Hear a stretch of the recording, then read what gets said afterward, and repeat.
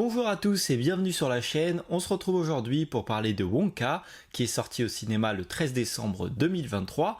Il dure environ 2 heures et il est réalisé par Paul King. Cette comédie musicale va retracer le parcours de Willy Wonka, qu'on connaît déjà pour le film Charlie et la chocolaterie. Cette fois-ci, ça va se passer avant et on va découvrir comment il a réussi à monter cette énorme chocolaterie. Dans ce film, on va découvrir Willy Wonka qui arrive sur une île. Il veut faire découvrir son chocolat au monde entier qui est assez spécial, mais malheureusement ça va pas se passer comme prévu et va devoir se réinventer pour réussir à avoir sa propre boutique. Bon, déjà, je tiens à préciser que je n'aime absolument pas tout ce qui est comédie musicale ou pareil les dessins animés Disney où il y a beaucoup de chansons. Je suis vraiment pas fan de ça, ça m'énerve plus qu'autre chose. Et pourtant, j'ai quand même réussi à apprécier Wonka. Il faut savoir qu'il y a énormément de chansons dedans, mais ça ne m'a pas du tout empêché d'apprécier le film. L'histoire est bien racontée, on avance toujours. La chanson et les chorés sont assez sympathiques et ont un sens avec le film. J'ai trouvé que ça racontait plus l'histoire que des fois dans certains films. Et ce que j'ai apprécié dans cette comédie musicale, c'est qu'on a vraiment poussé le truc à fond pour que même un petit détail fasse comédie musicale. Et ça, j'ai énormément apprécié. Je vais préciser, par exemple, à un moment, il y a un coffre-fort qu'ils vont ouvrir et tous les bruits que tu vas entendre, tout est fait en rythme, tous les personnages sont en rythme, il y a 3 personnes qui vont bouger 3 molettes, les 3 bougent en même temps, les molettes bougent en même temps, le bruit fait rythmer et te donne l'impression de musique et tout le film est comme ça, tous les petits détails sont vraiment placés pour que ça sonne avec cette comédie musicale. J'ai juste trouvé ça génial. On a également un autre petit clin d'œil que j'ai apprécié, ça se passe avant que le film commence. On va découvrir le nom de l'auteur de Charlie et la chocolaterie. Ils auraient juste pu l'afficher comme ça, mais non, ils se sont cassés un petit peu la tête.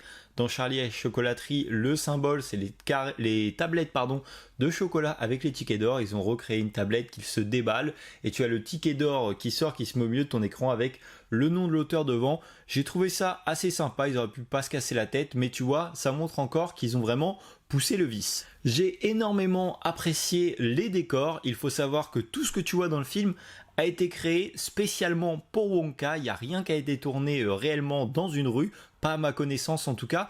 Je viens de retrouver ma note, il y a plus de 810 000 mètres carrés de décors. C'est juste invraisemblable, c'est énorme. Et quand on voit le détail qu'il y a, tout est vraiment magnifique, tout fait Charlie et la chocolaterie, tout fait grandiose, féerique, fantastique. C'est juste magnifique. On a choisi Timothée Chalamet pour interpréter Willy Wonka. Je dis bien on a choisi parce qu'il n'y a pas eu de casting. Le réalisateur voulait absolument cet acteur. Et honnêtement, je trouve que ça lui va hyper bien. Je me demandais comment il allait réussir à reprendre le rôle après Johnny Depp, qu'il interprétait dans Charlie et la chocolaterie.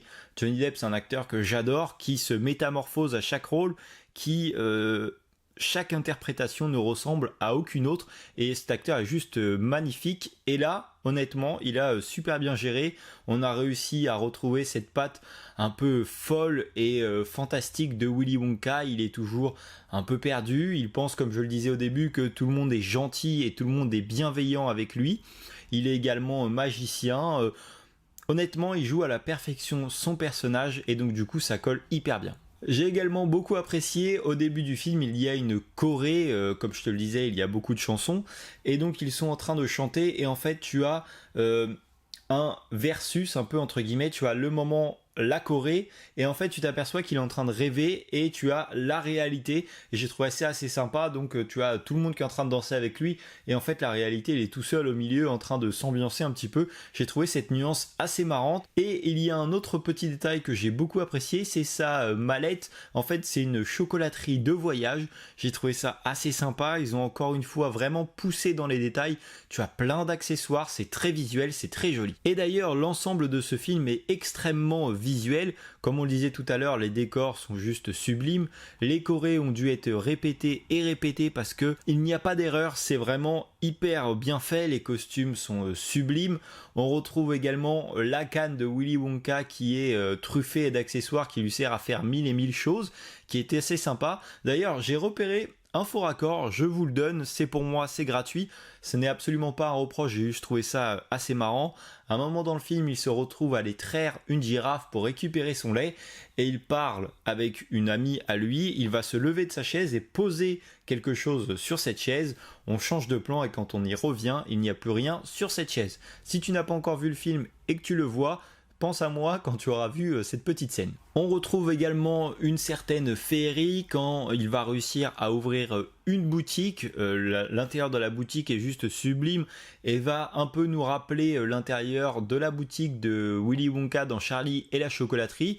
C'est pas pareil, c'est pas exactement pareil, mais la féerie est présente, c'est grandiose, il y a de tout et n'importe quoi, des choses que tu n'aurais jamais vues ailleurs. On a également dans la ville une fontaine de chocolat, il y a plein de choses comme ça qui collent vraiment bien avec le film. Par contre, du coup, une question que je me pose, j'ai l'impression qu'il y a certaines erreurs entre les deux films, par exemple, c'est pas forcément des erreurs, mais voilà. Par exemple, dans Charlie et la chocolaterie, on a des flashs, je crois, sur le père de Wonka, alors que là, on entend absolument parler, on entend parler de sa mère, avec qui il était proche, mais son père, on entend absolument pas parler. On a également aussi tous ses amis qu'il s'est fait dans ce film-là, qu'on n'entend plus du tout parler par la suite. Alors on peut imaginer du coup qu'ils sont restés en contact, qu'ils sont restés amis, mais c'est jamais sous-entendu. Et même le décor de sa chocolaterie ne colle pas avec la chocolaterie qu'il a par la suite. Alors ça c'est pareil, c'est facilement explicable. On peut dire qu'il y a eu pas mal de temps qui s'est passé entre, que du coup ça a évolué, ça a changé. Mais voilà, alors je sais pas si ils ont fait attention à ça ou pas du tout, mais du coup il y a quelques petits détails, voilà, à droite, à gauche, qui ne gênent aucunement l'appréciation de ce film. D'ailleurs, j'ai vu les deux et je préfère de loin Wonka à Charlie et la chocolaterie, que j'ai découvert assez tardivement et que du coup j'ai moyennement apprécié. C'est un bon film, mais voilà, j'en suis pas fan, alors que celui-ci, j'ai vraiment passé un bon moment. J'ai également beaucoup apprécié Loompa Loompa, on va le découvrir dans ce film, c'est à cette époque qu'ils se sont rencontrés, on va le voir dans Charlie et la chocolaterie, ils travaillent ensemble, et là, on va faire sa rencontre, c'est un personnage qu'on va voir arriver après, on explique pourquoi, du comment ils se sont rencontrés, et au fur et à mesure que le film avance, ça va être un personnage qui est de plus en plus important. Ce qu'il faut retenir de ce film, c'est que c'est une comédie musicale qui marche extrêmement bien. Ils ont poussé vraiment le détail au maximum, les costumes sont magnifiques, les décors sont magnifiques. On est vraiment dans le monde féerique de Willy Wonka. Timothée Chalamet joue extrêmement bien ce personnage un peu perdu, limite perché mais rêveur. Et donc ouais, ça marche extrêmement bien, j'ai passé un très bon moment et je vous encourage à aller le voir. Si cette vidéo t'a plu, n'hésite pas à t'abonner, à mettre un petit like et moi je te dis à la prochaine pour une nouvelle vidéo. Salut!